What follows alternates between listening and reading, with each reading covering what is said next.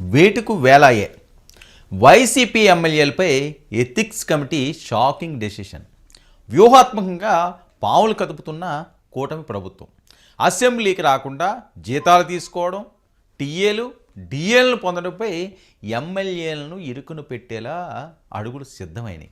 YCP ఎమ్మెల్యేలు ఎవరైతే ఉన్నారో మేము అసెంబ్లీకి రావట్లేదు, మేము గైర్హాజరు చేస్తాము, మాకింత సమయం ఇవ్వండి, అంత సమయం ఇవ్వకపోతే మాకు వచ్చే ప్రసక్తి లేదు అని ఏవైతే అంశాలు చెప్తున్నారో దాని మీద ఎథిక్స్ కమిటీ సీరియస్ రియాక్షన్కి సర్వం సిద్ధం చేసేసింది.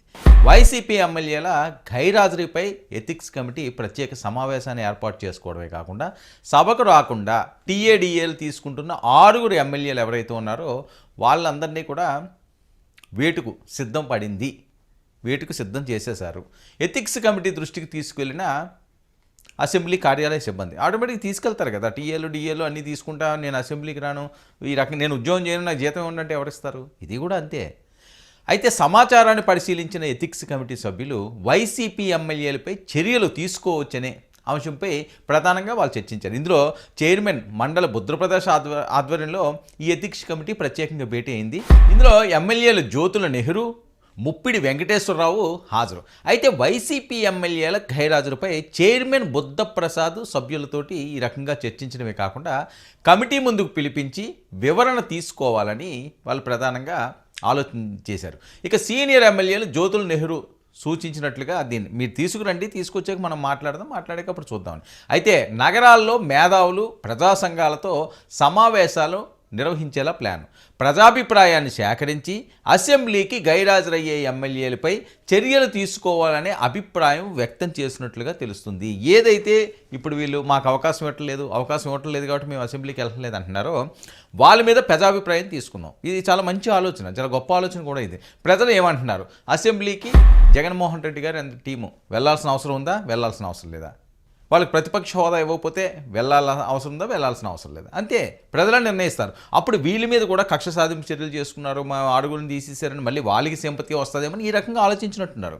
చంద్రబాబు నాయుడు గారి ఆలోచనలన్నీ కూడా ఏ రకంగా ఉంటే వేరే చెప్పాల్సిన అవసరం లేదు, ఆ రకంగా ఆలోచించినట్టున్నారు. మనం ఎందుకు అనవసరంగా బ్యాడ్ అవ్వడం, ప్రజల్లోనే దాన్ని చూపించి ఇదిగో ప్రజలు ఇచ్చిన రిపోర్ట్ ఇది, ఈ రిపోర్ట్ ప్రకారంగా మనం వాళ్ళని ఉంచాలా, చేసేయాలా, ఇది ప్రధానంగా కూటమి చేస్తున్న ఆలోచన.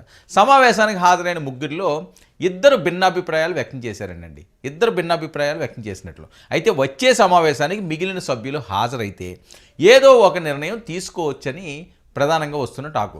మరొకవైపు ఎమ్మెల్యేల గైర్హాజరీపై ప్రజల్లో చర్చ జరిగేలా ప్రభుత్వం ప్లాన్ చేస్తున్నట్లు తెలుస్తుంది. నేను ముందుగా చెప్పినట్లుగా వైసీపీ 11 మంది ఎమ్మెల్యేలు జగన్ మినహా మిగిలిన 10 మంది జీతాలు తీసుకుంటున్నారు. అంతేకాకుండా దొంగచాటుగా సంతకాలు చేస్తున్నారని కూడా వాళ్ళ మీద తీవ్ర విమర్శలు.